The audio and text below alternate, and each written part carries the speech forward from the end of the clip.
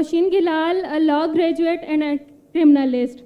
So there is a confusion here whether in the case of blasphemy and Tohine Risalat, one should be beheaded or killed the offender immediately.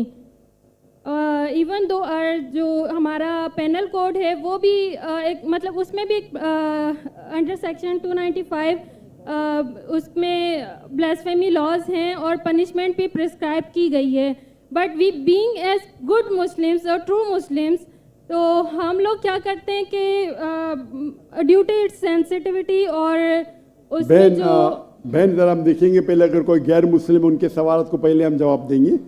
आज इस मजलिस में गैर मुसलमान हमारे guest of honours है। Mic number 3।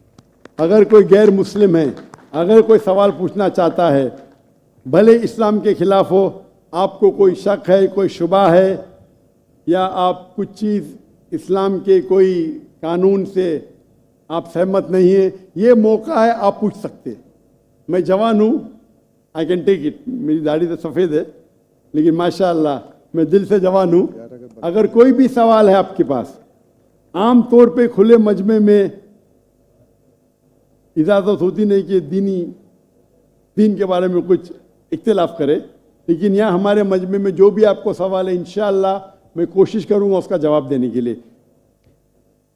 कोई गैर मुस्लिम है भाई और बहन? जी, एक भाई वो वहाँ पे नज़र आ रहे हैं मुझे, अगर उन तक माइक पहुँच सके। माशाअल्लाह, आप यहाँ महफूज है, आप गवर्नर हाउस में पाकिस्तान में है, गवर्नर हाउस में। हम दुनिया को दिखाना चाहते हैं सैटेलाइट के जरिए कि पाकिस्तान में भी गैर मुस्लिम महफूज है। माशाअल्लाह, अल्हम्दुलिल्लाह। जी भाई, आप सवाल पूछिएगा।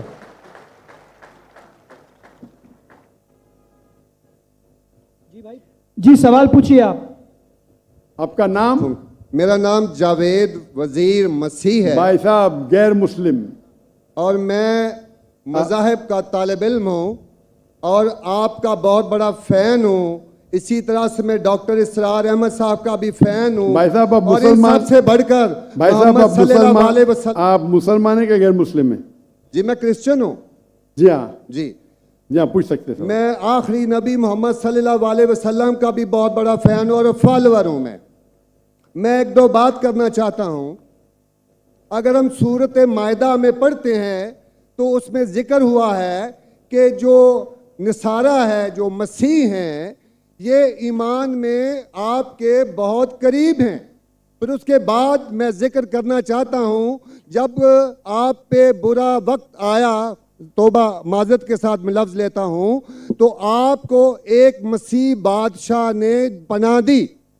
उसके बाद मैं ये देखता हूँ कि हजूर सल्लल्लाहु अलैहि वसल्लम जब अपनी ज़ात में थे तो एक बेवा खातून थी जो आप रास्ते में से गुजरते थे तो आप पे वो कचरा फेंकती थी, लेकिन आप नीचे से देखते हुए मुस्कुरा के चले जाते थे। उसका क्या हुआ कि 2-3 दिन के बाद ये वाक़या ख़त्म हो गया। उसके बाद आपने देखा कि ये क्यों नहीं हो रहा। जब आपने देखा कि वो बिस्तरे बीमारी पे पड़ी हुई है और आपने जाकर उनकी तीमारदारी शुरू कर दी और आपने उनको खाना दिया। उसके सवाल आ रहा हूँ ना भाई, इंटरप्ट क्यों कर रहे हो? मैं ये बात करना चाह रहा हूँ कि मोहम्मद सल्लल्लाहु अलैहि वसल्लम जो हैं वो रहमतुल आलमीन हैं। वो जब बेवा ने देखा कि जिन्होंने मुझे भड़काया था वो तो कोई अब उनका पुरसाने हाल नहीं है, लेकिन हजूर सल्लल्लाहु अलैहि वसल्लम नबी कौनो मकान आखिरी नबी जो है सरवर कायनात रहमतुल आलमीन हैं, वो उनकी तीमारदारी करते हैं। वो आपके इस अमल को देखकर बशर्फ इस्लाम हो गई। आज मैं अपने मुल्क में देखता हूँ कि मुझे मसीह होते हुए यहाँ नफरत की निगाह से देखा जाता है, जबकि उनको रहमतुल आलमीन कहा गया है। अगर हम अपने मसीहों के साथ वो रवैया नहीं रखेंगे जो हजूर सल्लल्लाहु अलैहि वसल्लम ने रखा है तो वो कैसे रहमतुल आलमीन हैं?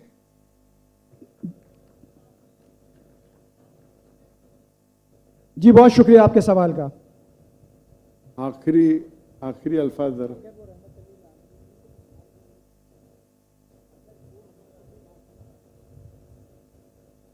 हाँ भाई साहब का अच्छा सवाल है। उनका नाम जावेद मसीह है, और उन्हें मिसाल दी कि मोहम्मद सल्लल्लाहु अलैहि वसल्लम जब साहबा ने हिजरत की तो अबिसीनिया के बादशाह ने उन्हें पनाह दी, और जिक्र किया एक औरत जो कचरा फेंकती थी, और वो कह रहे कि आज इस मुल्क में मुसलमान उनको नफ़रत की नज़र से देखते, अपने अल्फाज इस्तेमाल की नफ़रत की निगाह से देखते हैं। तो क्यों, जब अल्लाह के रसूल रहमतुल आलमीन हैं तो मुसलमान नफ़रत की निगाह से क्यों देखते हैं? कुरान में अल्लाह सुब्हानहू व तआला फरमाते हैं सूरह माइदा में सूरह नंबर 5 आयत नंबर 82 में कि मुसलमान के सबसे करीब वो लोग हैं जो कहते हैं कि वो क्रिश्चियन हैं। ये कुरान की आयत है कि मुस्लिम से सबसे करीब वो लोग हैं जो लोग कहते हैं मैं नसारा हूं, आई एम अ क्रिश्चियन। ये कुरान की आयत है। और कुरान में 1/3 हिस्सा 1/3 of the Quran, 1/3 of the Quran is address to, मुखातिब है या अहल किताब, या अहल किताब, कहो अहले किताब से, यहूद और नसारा से। तो 1/3 हिस्सा कुरान मजीद का तकरीबन अहले किताब से मुखातिब है। और आपका सवाल कि अल्लाह के रसूल रहमतुल आलमीन ने, बेशक है, कुरान की आयत है सूरह अंबिया सूरह नंबर 21 आयत नंबर 107, वमा अरसलनाका इल्ला रहमतुल आलमीन, कि मोहम्मद सल्लल्लाहु अलैहि वसल्लम अल्लाह ने उन्हें रहमतुल आलमीन, रहमत बना के भेजा है सारे आलम के लिए, सारे इंसानियत के लिए। वो बेशक है, उस पर कई किताब लिखी गई। अगर आपको मुसलमान नफरत से देखते हैं, उसकी वजह जानना ज़रूरी है। मुसलमान तो दूसरे मुसलमान को नफरत से भी देखते हैं।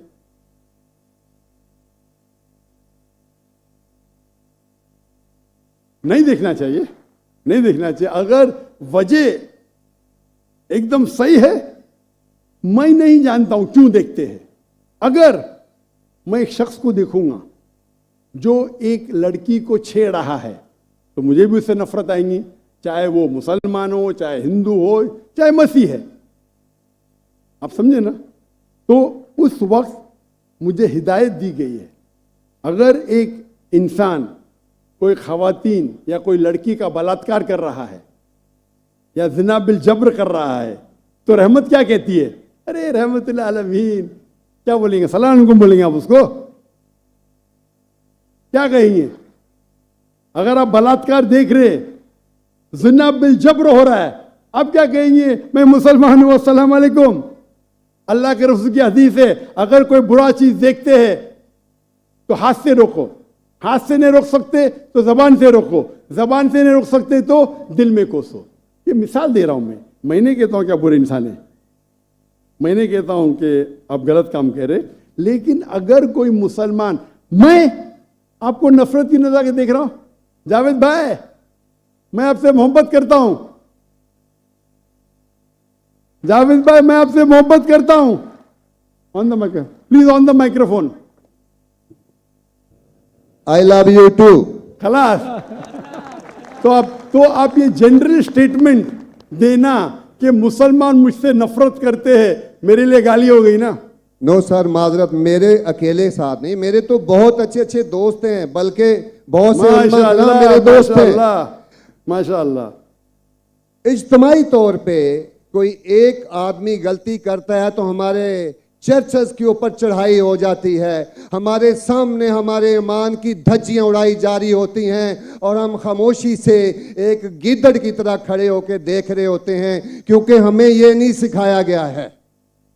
मैं इज्तमाई बात कर रहा हूं। अभी पिछले दिनों ये पूरा मजमा जो है पूरा है।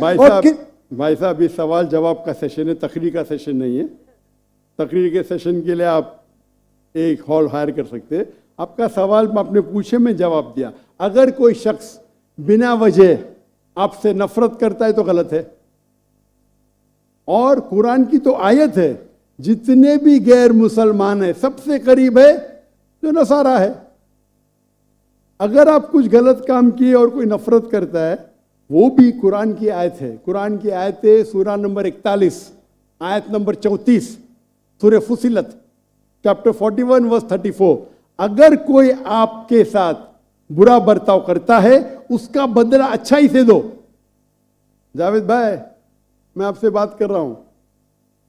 अगर कोई आपसे बुरा बर्ताव करता है तो कुरान फरमाते, अल्लाह ताला फरमाते, उनसे अच्छा बर्ताव करो।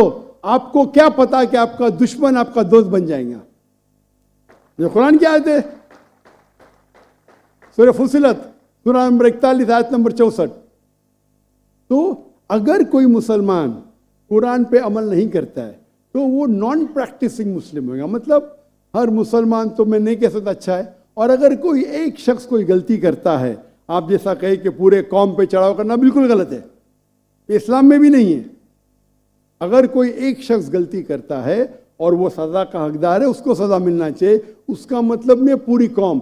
इनफैक्ट अगर आप हिस्ट्री पढ़ेंगे, आप तारीख पढ़ेंगे, आप तारीख में पढ़ो, चाहे वो 6वीं सदी की हो, 7वीं सदी की हो, 8वीं सदी की हो, आप देखेंगे सबसे महफूज अगर कोई जनरल दीन को फॉलो करने, वो इस्लाम के रूल में, इस्लाम अगर रूल कर रहा है उस शहर को, तो जितने गैर मुस्लिम थे वो अपने आप को महफूज समझते थे। क्यों? इस्लाम में है कि आपको इस्लाम कबूल करने का करो, नहीं करने का नो प्रॉब्लम, एक जजिया दो। ये जजिया कुछ बड़ी अमाउंट नहीं, आपकी इनकम टैक्स से बहुत कम है। जजिया मतलब आप मानते हैं कि ठीक है आपको इस्लाम नहीं कबूल करने का, लेकिन मैं आपके अंदर पनाह चाहता हूं। तो जिजिया टैक्स आप देते, आप कबूल करते, और जब जिजिया टैक्स देते आपको प्रोटेक्शन मिलता है। इस्लाम में कहते हैं दिम्मी। और आप अगर इस्लामिक शरिया रूल के अंदर गैर मुस्लिम हैं तो मुसलमान मुल्क का फर्ज है कि आपको महफूज रखे, आपको कोई छू नहीं सकता है। और अगर जंग होता है तो आपको लड़ने की भी जरूरत नहीं, बाकी सब मुसलमान को लड़ने पड़ेगा। और जिजिया बहुत कम है, इनकम टैक्स का तो स्मॉल परसेंटेज है। इसीलिए अगर आप हिस्ट्री पढ़ेंगे, जब सलाउद्दीन अय्यूबी ने कॉन्स्टेंटिनोपल पे हमला किया, उस वक्त जो क्रिश्चियंस थे, ईसाई मजहब में कई फिरके थे, ऑर्थोडॉक्स, प्रोटेस्टेंट, कैथलिक्स, खुद ईसाई लोग अपने बाकी ईसाई भाइयों से उनका कत्ल करते थे। और जब इन लोग ने कॉन्कर किया कॉन्स्टेंटिनोपल को, तो मुसलमानों पे जुल्म किया। तो जब सलाहुद्दीन अय्यूबी ने कॉन्कर किया तो ईसाई लोग डर गए कि अभी तो हम लोग की मौत आ गई। तो उनने कहा, मैं सलाहुद्दीन अय्यूबी हूं, मैं मुसलमान हूं, आप मेरे राज में महफूज है। और इतना हिस्ट्री पढ़ेंगे आप, क्रिश्चियंस, ईसाई चाहते थे कि सलाहुद्दीन अय्यूबी रूल करे ताकि वो महफूज हो। तो अब हिस्ट्री पढ़िए, आज मुसलमान को देख के दीन को मत समझिए, कुरान को पढ़िए, हदीस को पढ़िए। और इसमें आप देखेंगे कि कुरान के अंदर किस तरीके से इज्जत दी है गैर मुसलमानों को। दावत दो, कबूल करते अच्छी बात है, नहीं कबूल करती किस पे जोर जबरदस्ती नहीं। अगर कोई इस्लामिक मुल्क में कोई भी चर्च है या टेंपल है, उसे डिस्ट्रॉय करने की इजाजत नहीं, अनलेस वो कोई फितना कर रहा है। ये सब उसूल है। वो फितना कर रहा है तो अलग बात है।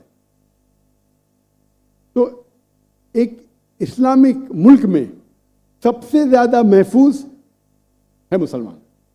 और मैं मिसाल देता हूं, मेरी जाम में से आ रहा हूं मलेशिया में हिंदू 6% है, 6.3%, 6.3% है। आप कंपेयर करेंगे बिटवीन इंडिया, जिस तरीके से इंडिया माइनॉरिटी मुसलमानों को ट्रीट करता है, हम 14.3% है according to the Indian government, वहां मलेशिया में 6.2%। लेकिन जिस तरीके से मलेशिया हिंदू लोग को ट्रीट करता है, इतने अच्छे तरीके से, इतने उनको राइट्स दिए, एक मिसाल है। मैं पाकिस्तान के बारे में कह नहीं सकता हूं क्योंकि रहता नहीं हूं। मैं नहीं कहता हूं पाकिस्तान अच्छा सलूक करता है, नहीं अच्छा सलूक करता हूं, मुझे हक नहीं बोलने का क्योंकि मैं जानता नहीं हूं। लेकिन मलेशिया में जहां रहता हूं मैं जानता हूं, इतने राइट्स है उनके पास, इतने हुकूक दिए गए। तो इस्लाम के अंदर गैर मुसलमान महफूज है। सिर्फ फितना नहीं करना चाहिए कि कुरान कहते फितना इज वर्स देन कत्ल से और ख़राब है। तो अगर आप फॉलो करते जो उस इस्लामिक मुल्क का कानून है, तो गैर मुस्लिम सिर्फ गैर मुस्लिम होने की वजह से उन्हें कोई भी अटैक नहीं कर सकता है, और करता है तो गलत है। Hope that answers the question. Doctor साहब माशाल्लाह आपकी गुफ्तगू के दौरान जो